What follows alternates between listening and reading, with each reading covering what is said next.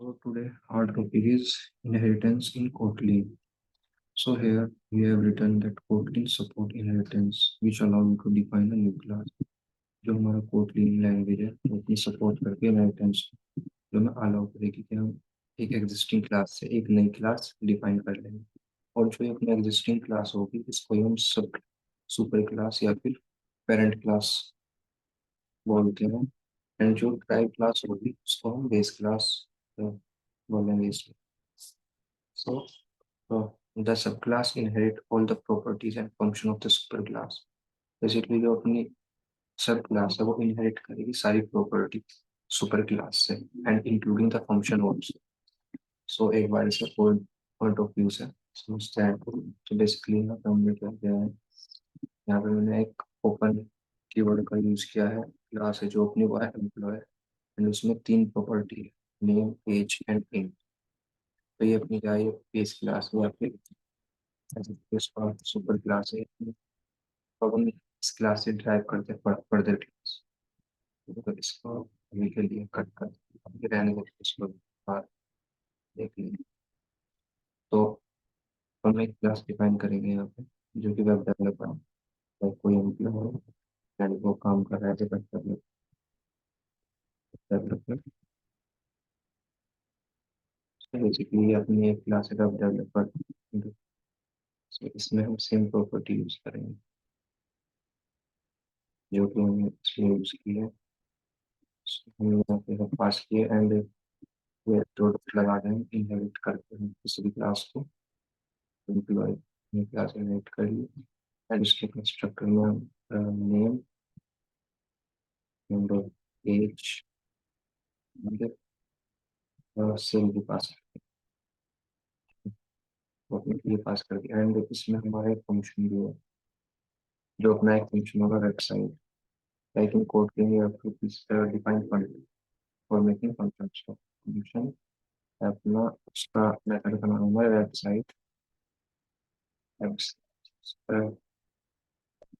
And इसमें हम print कराएंगे कि हमने एक वेबसाइट डेवलप कर एक वेबसाइट डेवलप करते हैं. तो अपनी एक क्लास सेकंड हम बेसिकली इनहेरिटेंस में हम रीयूजेबिलिटी ऑफ कोड करते हैं. सो सिंपली इसको यहाँ पर पेस्ट कर देंगे दो बार एंड ये जो वेब डेवलपर है इसके प्लेस पे हम Android developer Android developer and जो हमारा फंक्शन है इसको बना देंगे एंड्रॉइड एंड्रॉइड एंड ये एक वेबसाइट पे उस पर आपको कर देना है एंड्रॉइड डेवलपर एंड थर्ड में हम iOS डेवलप करेंगे. सब सेम रहेगा. यहाँ पे जो हमारा मेथड है उसमें हम iOS डेवलप करेंगे. ठीक है एंड मैं एक iOS डेवलप करेंगे.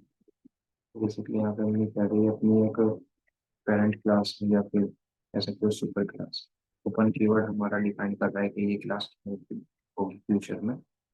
ये अपना इनिट ब्लॉक है तो उसका भी यूज हम फ्यूचर में भी देखते हैं क्या होगा.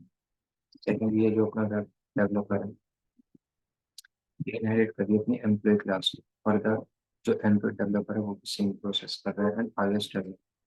सो अब देखते हैं हम इनका यूज कैसे करेंगे. सो बेसिकली हम करेंगे क्या ना, यहाँ पर जो हमारा मेन फंक्शन है यहाँ पर अभी हम ऑब्जेक्ट क्रिएट कर web P D web developer. यहाँ पे हम एक वेब डेवलपर का जो हमारा उसके कंस्ट्रक्टर में यहाँ पे नेम पास करके ले. मेरा नेम मेरा अरुण. ठीक है, अब अरुण की हमें एज भी बतानी है कितनी है. तो अरुण है 22 ईयर का एंड अब उनकी सैलरी है वो 10-15 कर लेते हैं. तो वेब डेवलपमेंट टीम का. ठीक है, तो ये बन गया एंड सेकंड अब हम फंक्शन को कॉल करते हैं जो कि ऑब्जेक्ट लोड कर देगा. ये करोगे वेबसाइट उसका रेफरेंस आ गया. यहाँ पर हमारा फंक्शन हो जाएगा.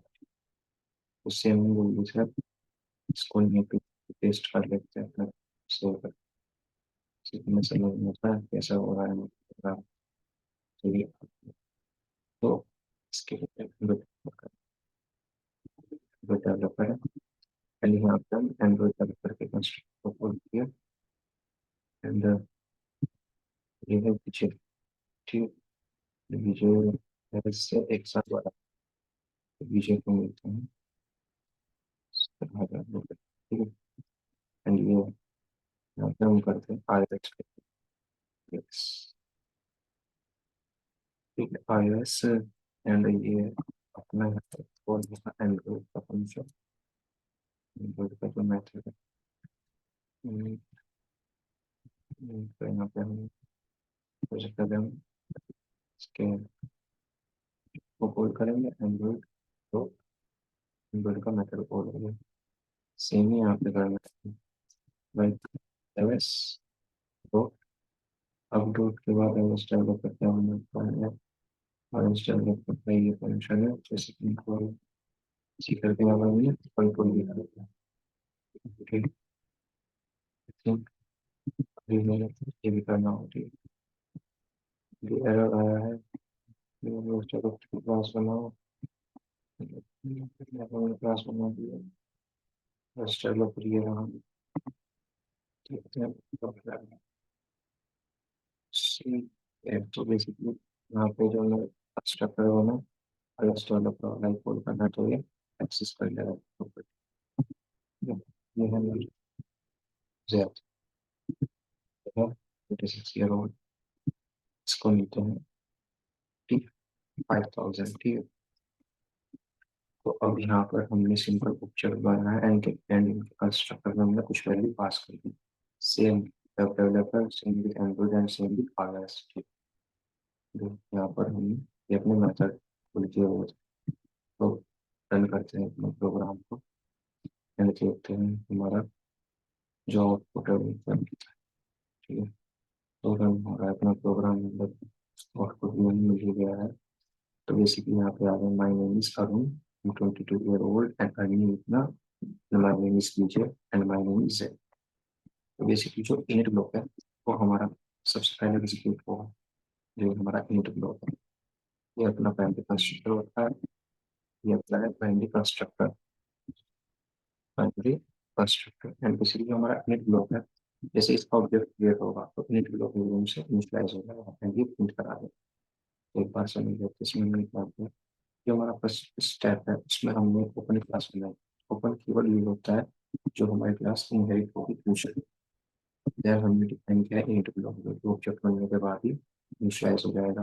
उसके बाद हमने पैरामीटर की क्लास डिफाइन की है जो कि सेम पैरामीटर होगी जो हमारी एम्प्लॉय क्लास है एंड वो इनहेरिट करती है, डबल डॉट इनहेरिट करती है सेम क्लास, उसने सेम चीज पास कर दी एंड बेसिकली यहाँ टाइप डिफाइन करने की न्यू डोमेन है, अगर आप डिफाइन पे करोगे तो फिर एरर आएगा, ठीक है। तो इसके लिए हमने पहले से डिफाइन कर दी, सेम चीज हमने एंड्रॉइड डेवलपर में की है एंड सेम भी iOS डेवलपर, एंड यहाँ पर हमारा फंक्शन भी है जो कि कोड में हमारी क्लास इनिशियलाइज हो जाएगा ऑब्जेक्ट बना कर।